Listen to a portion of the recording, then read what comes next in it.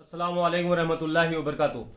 हैदराबाद की गलियारों में यूट्यूब चैनल के मोअज़्ज़िज़ नाज़रीन, आपका अपना मेज़बान मोहम्मद अब्दुल हकीम चंद इत्तलात चंद मशवरों के साथ हाजिर है। मिल्लत का मिजाज किसी बड़े इनक़िलाब के लिए तैयार क्यों नहीं? शायद हमारे पास बुनियाद की ईंटें नहीं हैं, इसलिए कोई इमारत तामीर नहीं हो रही है। ये दिल्ली से कलीमुल हफीज़ साहब लिख रहे हैं। हमारे मुल्क में सेब के बागात कश्मीर और हिमाचल में ज़्यादा हैं। दिल्ली, उत्तर प्रदेश, बिहार समेत मुल्क का बेशतर हिस्सा सेब की पैदावार के लिए मुनासिब नहीं है। ऐसा नहीं है कि लोगों ने कोशिशें न की हों, लेकिन कोशिशों के साथ साथ किसी दरख्त के लिए मुनासिब माहौल की भी ज़रूरत होती है। अगर बहुत कड़ी मेहनत और मशक्क़त से दो चार दरख्त लगा भी लिए तो उन पर आने वाला फल इन फलों के मुकाबले में बहुत नाक़िस होता है, जो अपने मुनासिब माहौल में पैदा होते हैं। सेब की तरह दीगर दरख्तों और काश्त की जाने वाली अशिया के बारे में भी आपकी यही राय होगी। मैंने ये मिसाल इसलिए दी कि मिल्लत इस्लामिया हिंद की इस्लाह और सुधार के लिए की जाने वाली कोशिशें अपनी जद्दोजहद और मेहनत के मुकाबले बारावर नहीं हो रही हैं। दर्जनों तंजीमें, हज़ारों NGOs, हज़ारों मदारिस, लाखों मसाजिद और लातेदाद अफराद ने बेशुमार दौलत खर्च किए जाने के बाद भी मिल्लत इस्लामिया हिंद एक कदम आगे बढ़ती है तो दो कदम पीछे हट जाती है।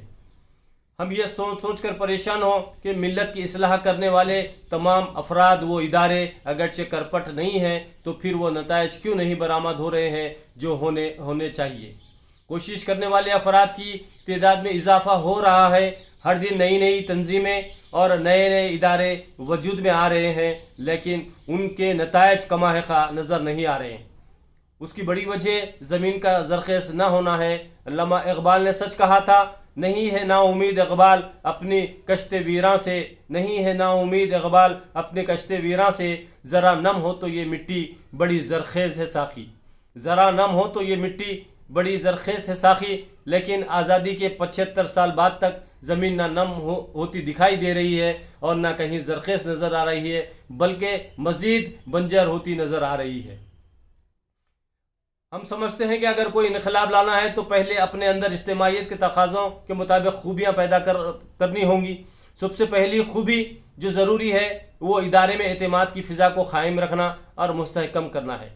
अमीर को अपने मामूरीन पर एतमाद करना चाहिए और मामूरीन को अपने अमीर पर। दूसरी चीज़ डिसिप्लिन है, जिस पर सबसे ज़्यादा तवज्जो की ज़रूरत है। डिसिप्लिन शुकनी किसी भी इदारे को घन की तरह खा जाती है। अपने बड़ों की बात ना मानना ही डिसिप्लिन शुकनी है। हम खवा कितने भी तालीम याफ्ता हों, हमने इस इदारे के लिए माजी में खवा कितनी कुर्बानियाँ दी हों, अगर आज हमारा ज़िम्मेदार हमारी ख्वाहिश के ख़िलाफ़ कोई फ़ैसला लेता है तो खालिद बिन वलीद रज़ियल्लाहु ताला अन्हु की तरह बखुशी कबूल करना चाहिए। हो सकता है कि वो ज़िम्मेदार आपको आज़माना चाहता हो सकता है इसे आपकी राय की अहमियत का बाद में एहसास हो जाए और वो अपने फ़ैसले से रुजू कर ले। लेकिन जब हम अपनी ख्वाहिश के ख़िलाफ़ किए गए फ़ैसलों की मुखालिफत पर उतर आते हैं तो फ़ैसले को अना का मसला बना देते हैं। इस तरह इज्तिमाइयत का नाकाबिल तलाफ़ी जो है नुकसान होता है, जबकि पहली सूरत में हम नाकाबिल तलाफ़ी नुकसान से बआसानी बच सकते हैं।